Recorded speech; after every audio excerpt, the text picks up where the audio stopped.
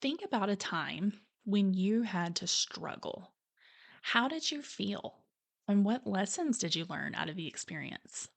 I have a guest today who has a huge passion for building student engagement and learning through struggle. And I'm telling you, if you are a teacher, you won't want to miss this conversation. You may even learn something about yourself. Let's get started. Welcome to Upper Elementary Simplified, the podcast where busy and overwhelmed teachers find thoughtful ideas to get students engaged in meaningful learning experiences. Hi, I'm Danna Rodebush, former fifth grade classroom teacher and founder of Teacher Tech Studio. I'm here to share practical tips and strategies that will help you grow as an educator. If you are a tired upper elementary teacher searching for ways to cut down your planning time while boosting student engagement, you are in the right spot. Are you ready? Let's simplify. Hello, hello. My guest today is Mona Iehl from Mona Math, and she is here to talk to us about productive struggle in the classroom. Mona is a math coach, a teacher of 16 years, and the founder of Chicago Math Group. As a former math avoider, Mona found a passion for teaching math through word problems and math discussions, and she now empowers others to do the same. Through virtual and school based collaborative coaching, Mona supports teachers in cultivating a math classroom that supports all learners in building deep understandings through student centered lesson designs. You can listen to Mona every Monday on her podcast, Honest Math Chat. Let's welcome Mona to the show. Mona, welcome to the show. Please tell my audience today a little bit about you and how you serve the education community. Yeah, absolutely. I'm Mona. I have been a teacher in Chicago Public Schools for 15 years, and I recently transitioned to being an independent math coach and consultant. And if you would have told me that was going to be my future like 10 years ago, I would have been like, you're crazy, because I spent most of my life avoiding math. And I say that because I feel like as elementary teachers, where we have to teach all the things, that always happens with something, right? Where it's like, I was all in for social studies and reading and language arts and writing. And I just like did the least with math. And that was until I found this way that research supports of teaching math like how I taught everything else, which was student centered and discussion based and all about making sense of math instead of the way I was taught, which was like follow the rules. And I'm not a very good rule follower. So now I'm on this mission to show elementary teachers like us that you don't have to hate teaching math. Like it really can be fun, and your kids don't have to hate it either. So that's a little bit about me. I'm also a mom and, you know, I love living my city life, but I like to escape on the summers to the lake in Michigan. So, yeah, that's me. Awesome. Well, it's great to have you. And I love that you say that about teaching math and avoiding math because I was a little bit like that. I was the student who avoided math like my whole life. And then it's funny because as soon as I became a fifth grade math teacher, it was like, oh my gosh, math is my thing now. And it's like Awesome. weird. Like I tell my family I'm good at math now and math is my thing. And it's super weird because I literally like math. I would not have passed college algebra without my husband there guiding me. I mean, it was just, I was terrible, but that is so funny. And you are absolutely 100% correct that it can be really fun to teach. And I Yeah. honestly think that math was the most fun to teach, but that's coming from a math person. So that is awesome. So I know one of your passions is building student engagement through struggle. So, a lot of times we view struggle as a negative thing, but you have a different perspective around this topic. So, let's first define for the listeners what is the difference between students who struggle and productive struggle? Yeah. Well, I think if you think about the last time you learned something, you probably had to struggle in order to learn it. And I really think of struggle as a life skill. And so that has to start when we're teaching kids how to learn. We have to teach them how to learn through struggle. And that's what productive struggle is, equipping our students with the skills they need to find success through struggle so that they can learn for the rest of their lives, right? And so, yes, we have a lot of students in our class that struggle. And usually that's defined by test scores or behavior or their inability or their struggle with following the rules. Like I said, I was bad at that. So, or like, my report card always said talks too much. I just couldn't not talk. And so I struggled with that, right? But if we take an asset based approach to what our students can do, and we start from there, then we can start to see that struggle as like, oh, these are the skills they're lacking, and then build from there. So, productive struggle is one, a life skill of being able to get through a problem and then keep going, persevere, all of those things. And productive struggle is also an opportunity for us as teachers to see what it is our students can do so that we can start from there and then build their skills, whether those are mathematical skills or SEL skills, but building their skills from what they can do. Oh, I love that. And I love how you brought in the real life, like that's a real life skill because, it's probably bad for me as a teacher to say this, but there are some math skills that we teach that are kind of like, why am I learning this? Mhm. But if you can bring that, like you said, if you can bring that life skill in, I think that is really, really beneficial. And I love that. So, why do you feel that students actually need to struggle with math to be able to fully learn those skills? Yeah, well, I think like what you just said was like a lot of times our kids are like, when are we ever going to have to divide fractions? Right? Especially in fifth grade. And you're like, well, I don't know. Like it's Exactly. hard. I know. I always hated that question. I'm like, I need to like make a list of answers to that question. Yes. It's horrible. Yes. But what you can say is, I don't know, honey, when you're going to have to divide fractions, but I do know you're going to have to solve hard problems in your life. Oh, I love that. Right? Like, I do know that you're going to be really frustrated. I do know that you're going to have to you're going to come up against failure and you're going to have to figure out what worked and what didn't and try something different. And so, reminding them that math is a lot of valuable skills mathematically, but it's also a lot of skills that build who we are as people and learners. So, your question was around like, why do they actually need to struggle to learn the math? That's why, right? Because we're teaching them to be lifelong learners.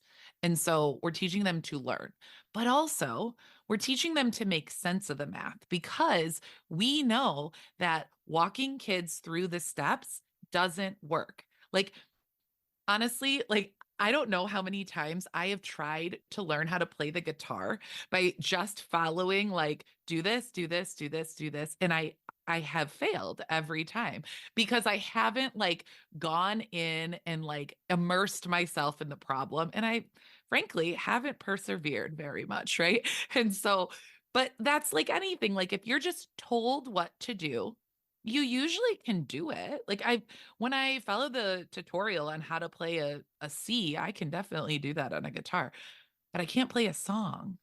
And that's because I'm just following the steps and I'm not internalizing it. So, how does that relate to struggle? We have to let our kids bring what they can do to the problem. So, if we have a problem like, you know, eight, there's eight brownies and three kids are going to share those brownies, they have a lot of expertise already. Kids share things equally all the time in their life, as young as 3 and 4, right? I have a 3-year-old. let me tell you, she would try really hard to solve that problem because she's going to want to make sure she gets her fair share. So we have to let kids bring what they can do to the problem so that then we can see, like I said before, we can see what they know and so that they can start to make sense of it. Because when they discover that they can hand out 2, 4, 6 brownies to those 3 kids, they're going to remember that more than they're going to remember, like, find a multiple, blah, blah, blah, blah, right? Like the Mhm. steps we tell them to take. So the struggle is a chance for them to be experts and build their skills. Mhm, and to make sense. I love how you said that. I was always, when I was in the classroom, very big on making sense, like, make the math make sense. Why is this happening mathematically? It's not just the steps to a process.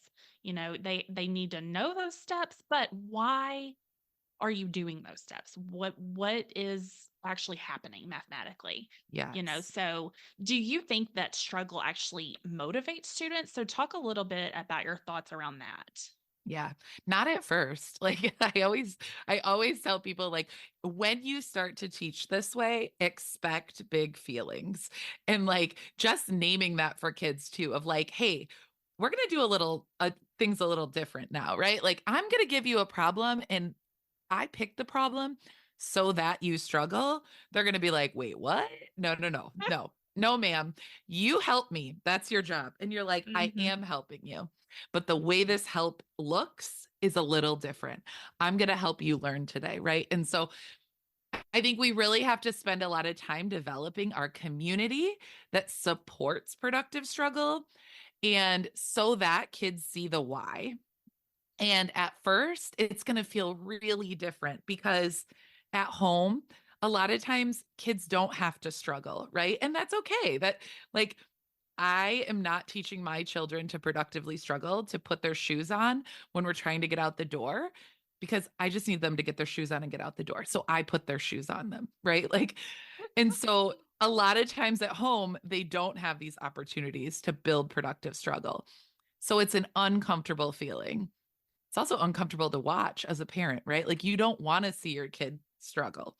So we're doing that a solid for the parents. So we're going to be the ones uncomfortable in watching them struggle and continuing to build students' identity as a learner on what it means to struggle. And so you can relate that to your read alouds, you can relate that to your social emotional lessons, your morning meeting, reading picture books.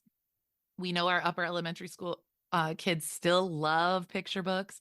So bringing in a picture book and relating it to like, hey, this I always call productive struggle time grapple time.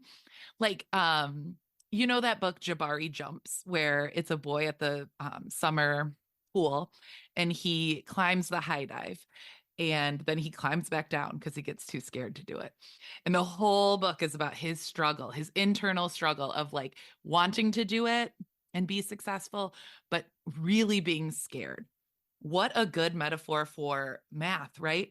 Just trying to put something on your paper and doing it scared, that's important work. And so I love to read that story, talk about how it relates to our life, and then relating it to productive struggle time. And so your question was, is our students motivated by struggle? No, but it's our job to teach them how to see struggle as a good thing and as a way to learn. It's really a mindset, right? Absolutely, absolutely, 100%. That's absolutely correct. So what is one way that you think students can start to productively struggle in class? Yeah, I guess I kind of already went to that. So, starting by making those links between the books you're reading or the poems you're reading or videos you watch, or just finding links between what you're already doing and struggle and just calling it out. And then being really intentional about having a daily time where you name it something. So, I call mine grapple time.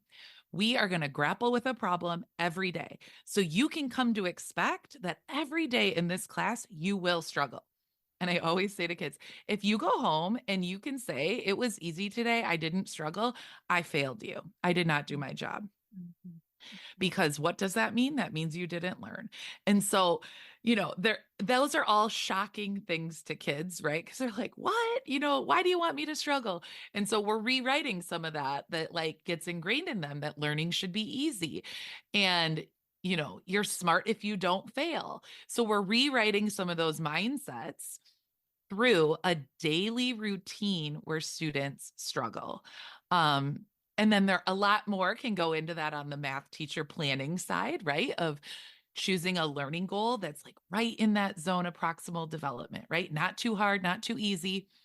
Choosing a task that is going to be complex enough, and then giving them that time to grapple. And then having a time after grapple to debrief, to share, to look at the strategies. I always call it like for my kids that really struggle, like really emotionally struggle with struggle. Mhm. A lot of struggle going on here. Uh, um, I always tell them, like, don't worry. In like 5 minutes, the class is going to rescue you. They're all going to talk about their thinking and you're going to get it. And it really lowers the pressure because it's a short amount of time and we can all do something difficult for 5, 6, 7, 8, 9 minutes, right? And like that's kind of what I say. And then it's like, we're going to do this tomorrow. So it's okay if you don't get it today. That's not how learning Mhm. works, right? Like, Mhm. I'm not showing you something and expecting you to master it right now. I understand that little by little, you're getting better and you're understanding more and helping them see that too. Absolutely. And I think, kind of building on that a little bit, kids nowadays seem to, like you said, expect it to be easy. So Mhm, I'm sure, approaching it as, okay, you're going to struggle today is like shocking to some of mhm, them. Whereas some of them are probably really going to thrive. They're going to love that challenge. I know I had kids in my years in the classroom that would have loved me to approach it in that way. So it's just completely, kids are so completely different. So, what would you say now is the teacher's role in productive struggle? yeah. So it's not productive if kids are frustrated. So it's our job to keep it in that productive zone. So I think it's really important. I actually got some stickers made. They're not here yet, but I would show you if I did. But anyway, I got some stickers made with this phrase because I think it's so important. Our job during grapple time or productive struggle is to get curious. It's not our job to teach kids what to do during that time. It's just to get curious about how are they feeling? Like, how are they emotionally dealing with the struggle? What math are they doing? What are they thinking? And just really watching them and asking them to describe their thinking and just really getting curious about what students do during that 8 minutes of grapple time and using that information to help us meet their needs better. So if I have a student who shuts down every day, I know that I need to do something, right? And it'll depend on that student what I do.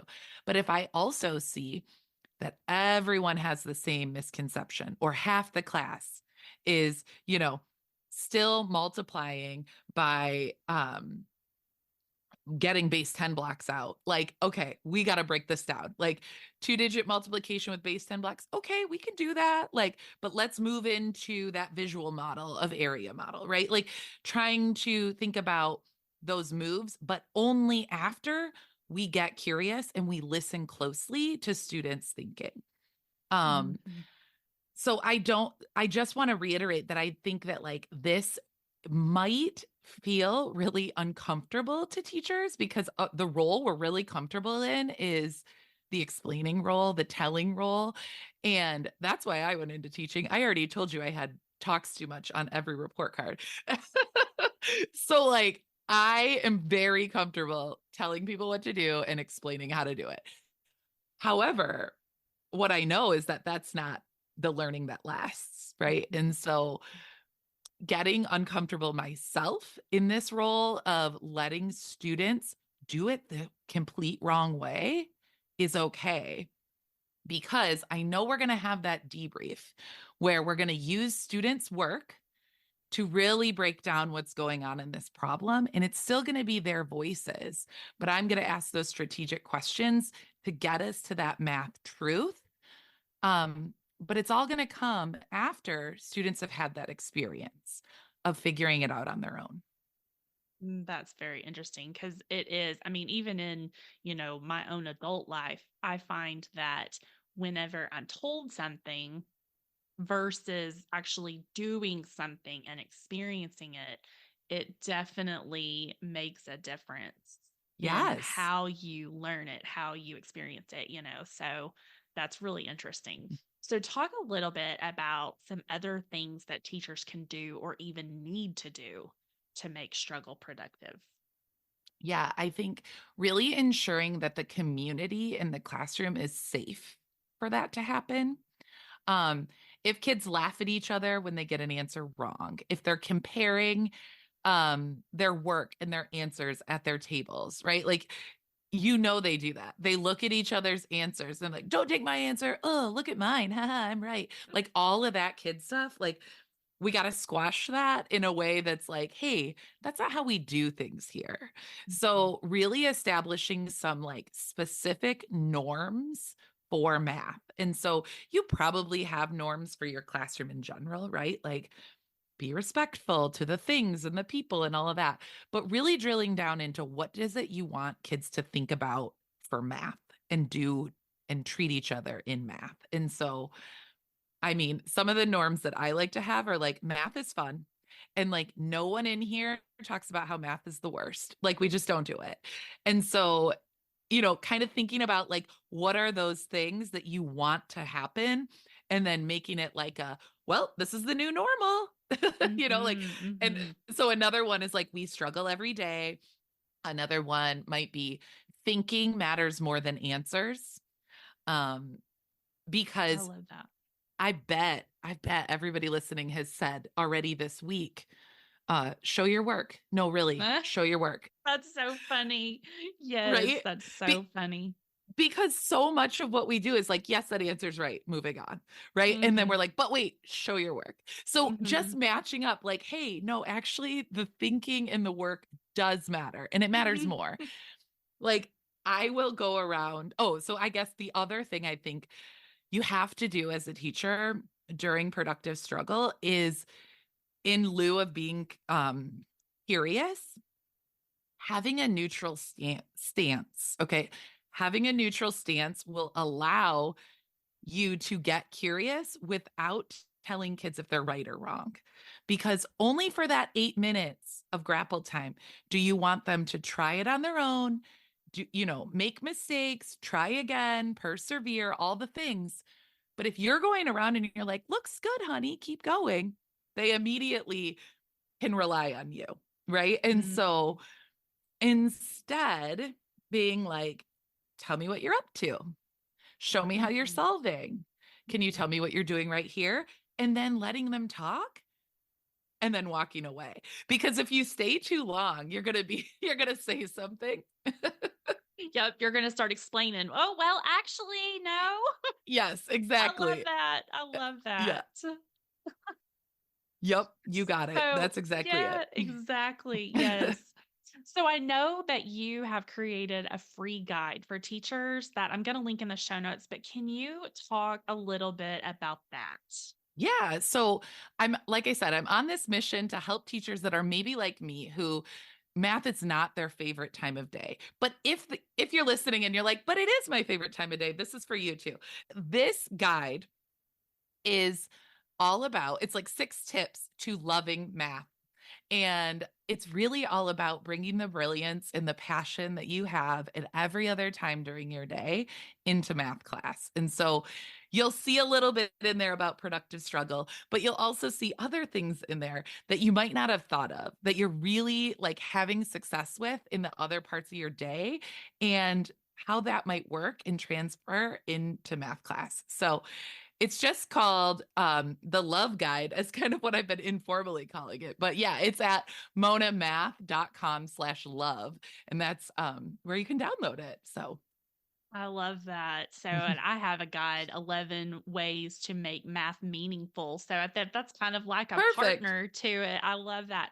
So that is very, very cool. So I will definitely link that in the show notes for anyone listening who wants to go grab that. And Mona, is there anything else that you would like to add that we haven't already talked about?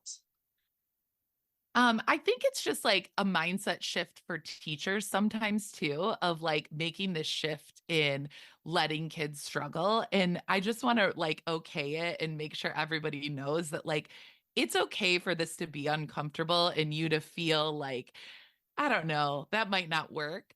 That's very normal, right? Because I'm suggesting something that is different. And so giving it a shot if you're ready for that, or thinking about it for a few months. Maybe think about it over the summer and then make a plan for how you might try it in the next school year. But the thing is I think when you're thinking about making a change is really being intentional about listening to the like voices in your head of what's talking you out of it. And just thinking about those things and then, deciding. Oh my goodness. So I'm so excited about this conversation. This has been great, and I'm excited to put this out to my audience. So go ahead before we wrap up and tell my audience where they can find you if they want to connect with you. Yeah, I love in chatting with folks on Instagram. So it's hello Mona Math. So you can send me a DM over there. Let me know if you listen to this, and I'd love to connect there. And my website, as I said before, is monamath.com. So yeah, thank you so Awesome. much for having me. And you have a podcast. Oh, yes. Thank you for. So if you need to talk to me or if you want to listen to me talk There you go. more. Oh, I can't believe I forgot. Thank you so much, Dana. Okay, so I have a podcast all about math for elementary teachers and middle school teachers, really. But it's all about like this kind of sense making math teaching that is so aligned with all the other teaching that we do. And so Mhm. you will find inspiration there, lots of authors I get to talk to of like math books. So if you've been exploring building thinking classrooms, I talked to Peter Liljedahl. So lots of folks that come on the show, but go check it out. It's called Honest Math Chat and new episodes on Mondays. Awesome. Awesome. And I will link all of those places in the show notes. And Mona, again, thank you so much for being here. This was a great conversation. And I appreciate you taking the time out of your day to talk to us. Yes, thanks so much for having me. Hey, teachers. This is Danna Rodebush from Teacher Tech Studio. What if you could grow professionally while soaking up the sun by the pool or on the beach this summer? Sound too good to be true? Well, I'm here to tell you that you can do just that at the Upper Elementary Simplified Conference. If you are listening to this in real time, I would love for you to join myself and several other educators at this year's Upper Elementary Simplified Conference, July 11th through 13th, 2024. This is a virtual upper elementary conference loaded with video presentations, free gifts, opportunities to win prizes, and a chance for you to grow professionally in your swimsuit. Find the link to the event in the show notes for today's episode by clicking on the description in your podcast player app. I hope to see you there. Oh my goodness, this was such a great conversation, and I hope that you enjoyed it as much as I did.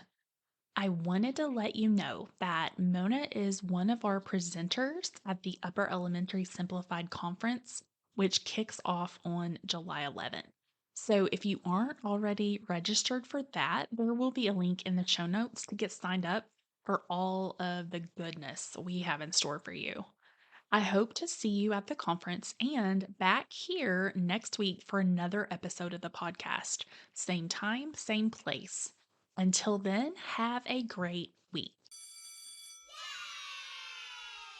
Thank you so much for listening to this episode of Upper Elementary Simplified. I hope you are able to take away something useful that will help you grow as a teacher. I do have a quick favor to ask before you go. If you are enjoying the podcast, please let me know by leaving me a review. It really does make a difference because reviews impact search results, which helps me to expand my reach to other educators. Plus, I love to read my listeners' comments. Until next time, keep life simple.